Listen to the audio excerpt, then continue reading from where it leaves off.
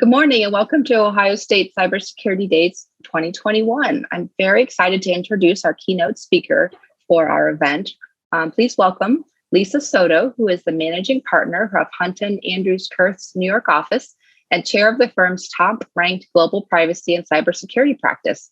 Lisa serves as chairperson of the Department of Homeland Security's Data Privacy and Integrity Advisory Committee.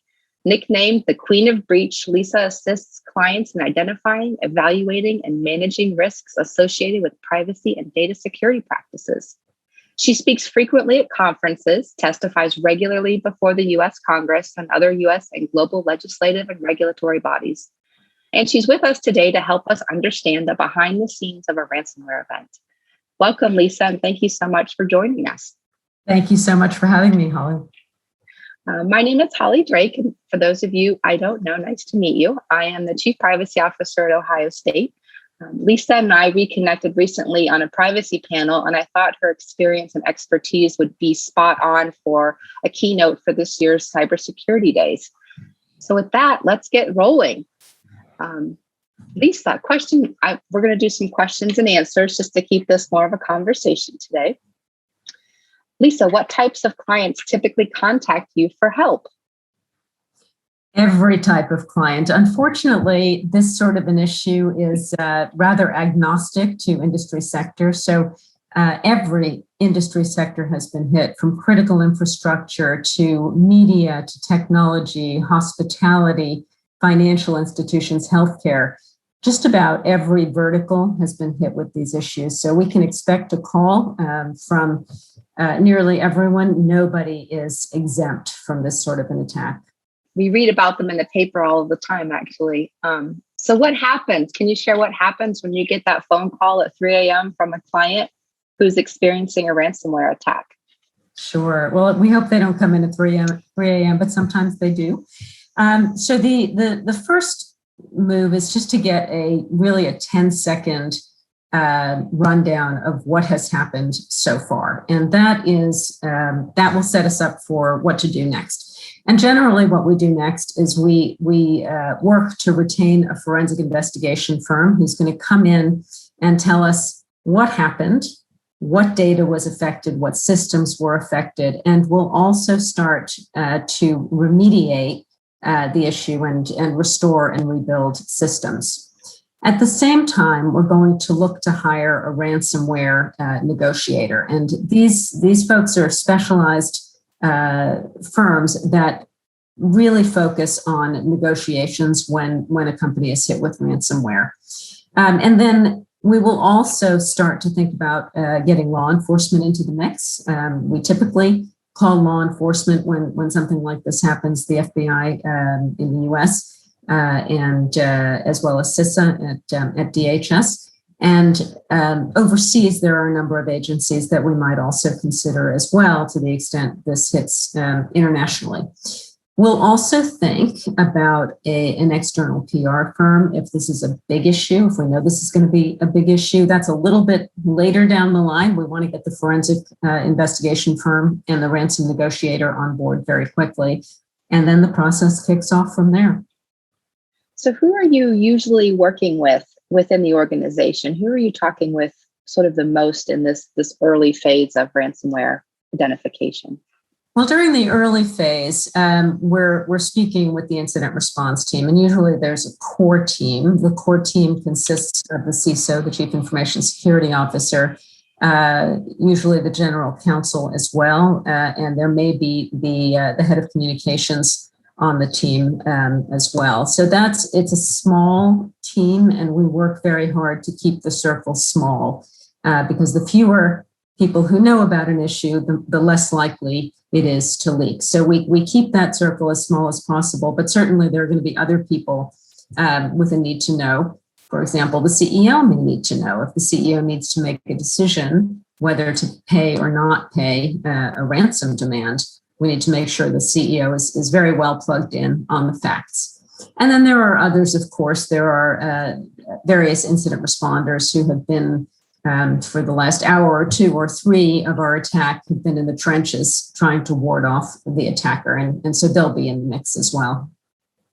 What are some of the first questions you ask the organization as you're trying to assess the situation, over the investigation? Well, we start by asking what happened. So, that's that free-flowing question is often the best, because we'll get essentially a timeline of events from the moment the attack was detected in a system, and that kind of a narrative is helpful.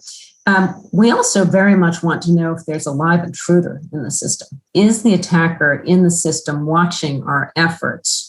Or can we make efforts to restore the system to remediate without an attacker watching what we're doing?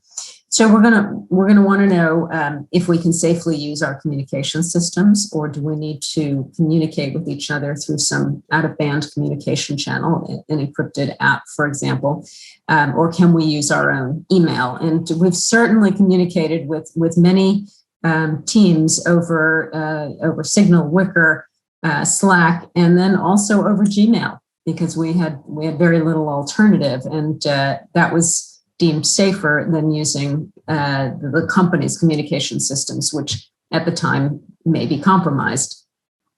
We're going to want to know what systems are locked up by the ransomware actor, and what data might have been affected, and also whether data was exfiltrated. Was data stolen from the company? And often the attacker will tell us, we took 200 gigs of data, we took a terabyte of data. So they'll help us along that path. Of course, we're a little bit skeptical. We don't necessarily believe what the bad guys tell us, but we're going to do some testing, and we're going to try to make a determination as to whether they're telling the truth. Some of the other early questions to ask are, if this is a highly regulated company, who are your key regulators? And then, do you have any law enforcement contacts, or do you want us to contact our own law enforcement contacts on your behalf? So we're going to start to focus in on specific government entities that may need to be informed about the issue. Now, the question people ask a lot is, they're curious to have some insight into, is how does the ransomware negotiation work? Like, what's happening behind the scenes as you're working with the bad guys to see if there is a negotiation possible? Once we bring the ransom negotiator on board, they're going to really do most of the negotiation. They're going to do all of the negotiation really for us, but of course we're going to be pulling the strings behind the scenes and directing the show. The goal of a negotiation is not necessarily to pay. It may be that we must get the decryptor, because otherwise the company has no ability to get back up and running again. They don't have good, clean backups, or they don't have recent backups that they can use to restore the system. So we may need to pay for the decryptor, and also for the promise not to post the data on their shaming site and to destroy the data, although we take those promises with a little bit of a grain of salt. If you pay for the decryptor, at least you're paying for something concrete. In any case, the goal really, when you're starting a negotiation, is to delay. So we want to give the forensic investigator sufficient time to tell us whether the system can in fact be rebuilt. Do we have good backups? Was there good segmentation between the systems that were encrypted and backups? And in order to give them the time they need to tell us the answers to those questions, we're starting that negotiation with the threat actor to hope to get more than just a few days from them. And usually they will extend the time, because if they end up posting the data, then it's worth nothing to them. And instead, if they delay and they let us do what we need to do, there's still a hope that they might be able to gain financially from their misdeeds. So we really are looking to delay. In these negotiations, not only are we seeking to delay the clock, we're also looking for price reductions. And those do typically come with more time. The longer you go in a negotiation, the more you can get the threat actor down, because they know that it's looking pretty good. It's looking more like you're restoring the longer you go. We also sometimes negotiate the type of cryptocurrency that will be transferred. So often now threat actors are asking for Monero, and instead we try to negotiate to Bitcoin, which is a much more readily available form of cryptocurrency. We are also looking for proof of life. So if they say they took data, we would like a snippet of that data so that we understand that in fact they did, and what they're saying, what they're purporting is accurate. And then we're also looking to try to find out exactly what they took. So if they'll give us a file tree, that's even better. But typically they'll just give us a little bit of data. And then finally, we are looking to make sure that we're actually negotiating with the right threat actor. And the way to test that is to give them a little bit of an encrypted document and then have them decrypt it for us, which shows that in fact they do have the decryptor, and we're speaking to the right group. It's just one other little tidbit. It's important to remember that it could take hours or even days before getting a response, usually not days, but certainly hours. And I had one general counsel ask me, well, do the threat actors work 9 to 5? They do not work 9 to 5. So we can expect a response whenever we get a response. So there's really no recipe for that. So what are some of the nightmare scenarios that should be especially worrisome for the technologists in our audience or the governance professionals in our audience? Can you share any? Yeah, I mean, sure. Look, the thing that keeps me up at night is our attacks on critical infrastructure, because that's where the cyber world can bleed over into the physical world. So attacks on our electric utilities, attacks on hospitals, attacks on our water treatment plants, and we have seen plenty of these attacks. So that's what really worries me. Those are attacks that we don't necessarily think about when we think about ransomware. We think about companies that make widgets being attacked, but we really do need to think about things like tinkering with chlorine levels at a water treatment facility, because you can impact an entire population. Depriving a hospital of electricity, we can think about the 400 nightmare scenarios that would result from that sort of activity. What role does a cyber insurance provider play in the resolution of a ransomware event? Insurance is certainly very much on the minds of anybody any company that gets attacked these days, any entity or university. So one of the first things that we're going to think about is who is your cyber insurer, and we need to notify. And that needs to be done timely, because the last thing we want to happen is to be accused of not having notified the insurer timely and having insurance denied on that basis. So we do go out really quite quickly to the cyber insurer. And importantly, there may be other types of insurance at play as well, like business interruption insurance or your crime policy or your D&O policy. So we think about all of the relevant policies, and we make sure that we've notified all the relevant insurers. They're going to want to know what the status is of the matter, and they're going to want to have a regular cadence of updates, which is just fine. We typically will sign a non-disclosure agreement with the various insurers to make sure that the information that we're conveying is kept confidential. And importantly, there's some real pushback now from insurers, and that's important to know. In some cases, insurers are only paying 50% of ransoms. That's new this year, and certainly there is a lot more pushback than there used to be with respect to paying ransom. The other thing to note is that insurers are very nervous about the possibility of paying a sanctioned party.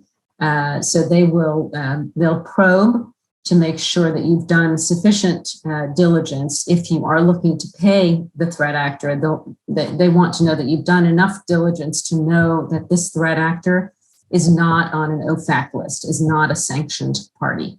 And that is reasonably new in the last year or two, because OFAC came out with a guidance document that was very helpful, actually, in setting out what it thought were the rules of the road. And so we're careful to follow those rules of the road.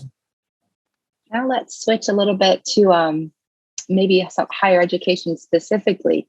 Do you have any experience working with an institution in higher ed on a ransomware or other cyber attack? We do.